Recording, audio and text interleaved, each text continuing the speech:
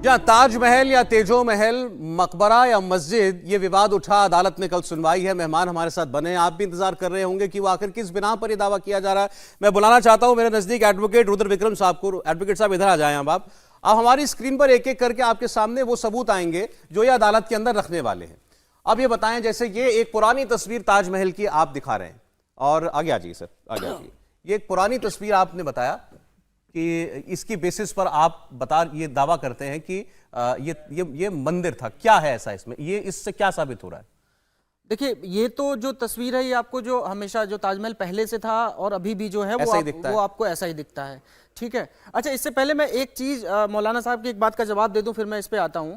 इन्होंने इतिहास की बात करी थी कि इतिहास आपने पढ़ा है कि नहीं पढ़ा है और क्या पढ़ा है। मैं इनको कहूंगा कि आप अगर समय मिलेगा तो एक बादशाह नामा जो शाहजहां के ऊपर लिखी गई थी, उनकी क्रोनोलॉजी लिखी गई थी, उसका 403 पेज नंबर 403 भी बता देता हूं, वो भी पढ़ लीजिएगा। और आदाब आलमगिरी एक है जो औरंगजेब के बारे में लिखी गई थी, वो भी पढ़ लीजिएगा, आपको सारी चीजें क्लियर हो जाएगी। अगर मैं बता देता हूं उसमें क्या है, बता दीजिए। शाहजहां ने पेज नंबर 403 पे शाहजहां ने लिखा है कि मैं राजा मान सिंह से एक पैलेस उधार ले रहा हूं, एक पैलेस या उधार मान लीजिए या फिर उसे लड़के लिया, उनसे उधार ले रहा हूं, जिसपे मैं ये मकबरा अपना एस्टेब्लिश करूंगा अपनी वाइफ का। ये 403 पेज पे आप पढ़ लीजिएगा। दूसरा, औरंगजेब का एक लेटर जो मैं कह रहा हूं आदाब आलमगिरी, उसमें पढ़िएगा, जो औरंगजेब की क्रोनोलॉजी है, उस लेटर उसमें एक लेटर लिखता है औरंगजेब अपने अब्बू को कि जो अम्मी का मकबरा आपने बनवाया है वो मकबरा बहुत क्षतिग्रस्त हो गया, उसमें मुझे रिपेयरिंग की जरूरत है, तो मैं अपने कोष से उसको रिपेयर करा रहा हूं। तो और ये ऐसा माना जाता है कि 1631 से लेकर 1653 में ताजमहल बनके तैयार हुआ। जो ताजमहल 1653 में बनके तैयार हुआ वो 1651-52 में रिपेयर हो रहा था। ठीक है। जरा पहली वाली तस्वीर पर ही आ जाइए एक बार। पहली वाली तस्वीर आ जाइए। एक नॉर्मल जो ताजमहल जैसा दिखता है, इसमें आपने क्या बताने की कोशिश की? देखिए, अब ताजमहल को अगर ऐसे हम देखते हैं, फिर मैं कहूंगा आपसे कि सबसे ऊपर वाली पहले प्रतिमा हम देखते हैं, ताजमहल के सबसे ऊपरी सिरा जो हम देखते होंगे, मैं आगे आ जाएगा। मैं रिक्वेस्ट करूंगा, मैं वहीं से करता हूं। एक बार प्लीज वो सबसे उछला सिरा एक बार दिखा देंगे। देखिएगा, आपके पास जो सेकंड लास्ट तस्वीर है वो दिखाने को कह रहे हैं। आपके सीक्वेंस में सेकंड लास्ट तस्वीर आप बिल्कुल टॉप की ये तस्वीर क्या है? अब ये देखिए, ये तस्वीर देखिए, ये अर्धचंद्राकार आपको दिख रहा है, बस यही नीचे करिए थोड़ा, आ जाएगा दोबारा आ जाएगा।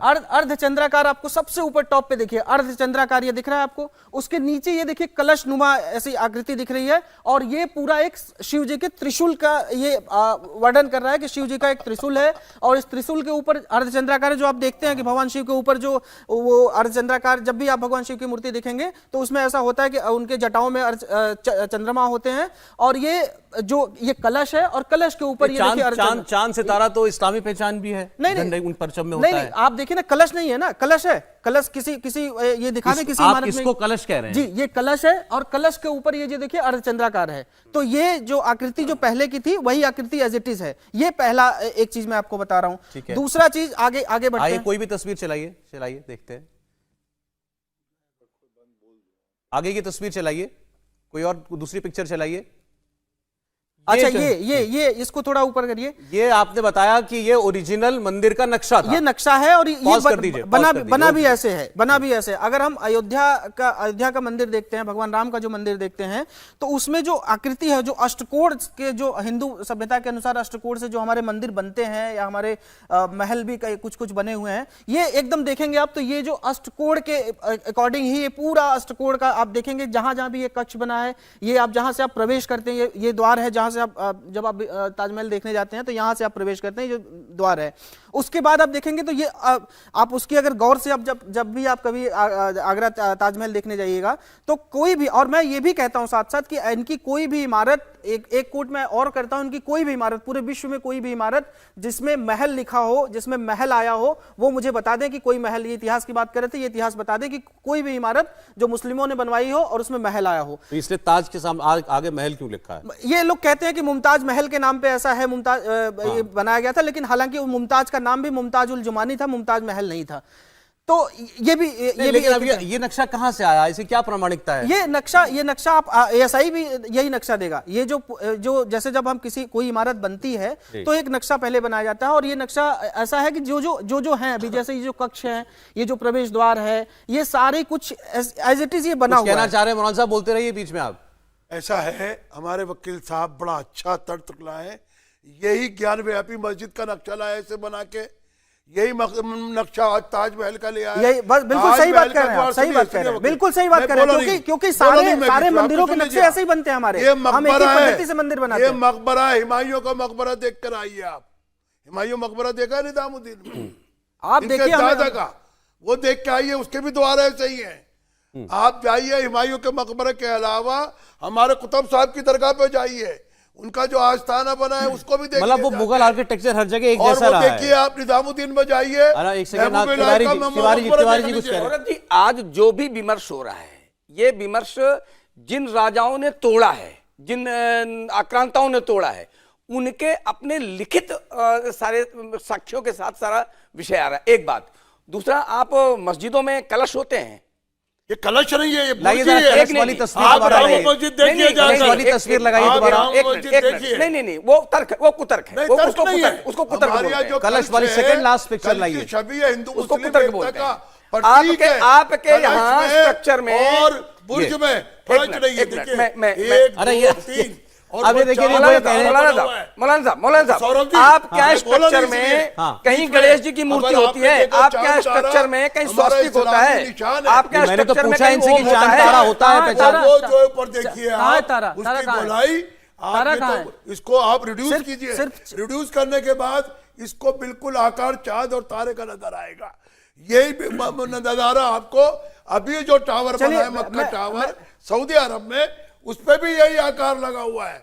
तो उसमें कलश भी लगे हुए हैं, कलश भी लगे हुए हैं, कलश हैं। कलश आप कहते हैं, किसी भी मस्जिद में कलश होते हैं, ये कलश है, ये कलश है, मौलाना साहब, ये कलश है, सीधे सीधे दिखाई पड़ रहा है। अरे गुम्बद है। 2 सेकंड मैं भी बोलूं। और आपने और वकील साहब ने जो बातें रखी, दमदार बातें हैं, लेकिन एक बात मैं रखता हूं, पूरा देश उसको सुन लेगा तो ज्यादा भला हो जाएगा।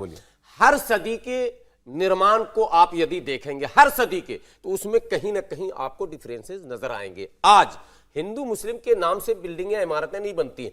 जब आज आप जाएंगे, जो मटेरियल्स आज यूज हो रहे हैं वो पहले 200 साल पहले नहीं हुआ करती थी। और ये जो है ना, ये इस्लामिक चिन्ह नहीं है, ये एक भारत में ऐसी अनेकों माने इमारत धन्यवाद, आपने एक्सेप्ट किया कि इस्लामिक चिन्ह नहीं है। इस्लाम से ताजमहल का मैं फिर बोल रहा, पता नहीं मौलाना का क्या व्यू है। ताजमहल एक मकबरा है, उसका इस्लाम से क्या लेना? निशान बोल रहा हूं, वो हिस्ट्री का निशान को बोल रहा हूं।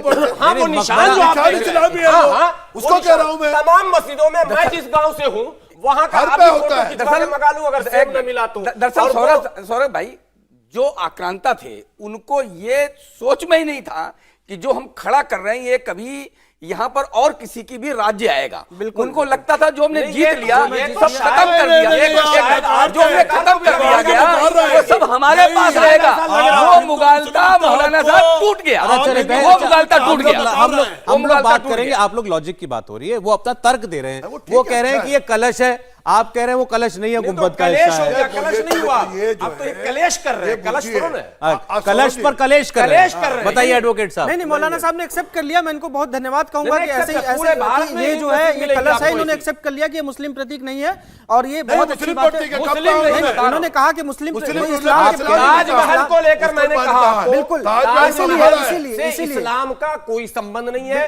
ताजमहल नमाज होती है नहीं, वो अलग है, मैं गया हूं सर, मस्जिद अलग है, ताजमहल अलग है। ये तो मकबरा से बहुत दूर। एक सेकंड, मकबरा भी तो इस्लाम का हिस्सा है ना? नहीं है, नहीं, मकबरा जो है गांधी जी का। तो आप ये कह रहे हैं कि ताजमहल को किसी धर्म से नहीं जोड़ा जा सकता? ये तो सरकार की चीज है, भारत सरकार के लिए इन लोगों ने चुनौती खड़ी कर दी साहब। करोड़ों का राजस्व प्राप्त हो रहा है, दुनिया का 7वां अजूबा है, आप समझिए इस अजूबा है तो। इंडिया टीवी हर वक्त हर जगह डाउनलोड करने के लिए सर्च करें India TV news Google play store या ऐप स्टोर पर।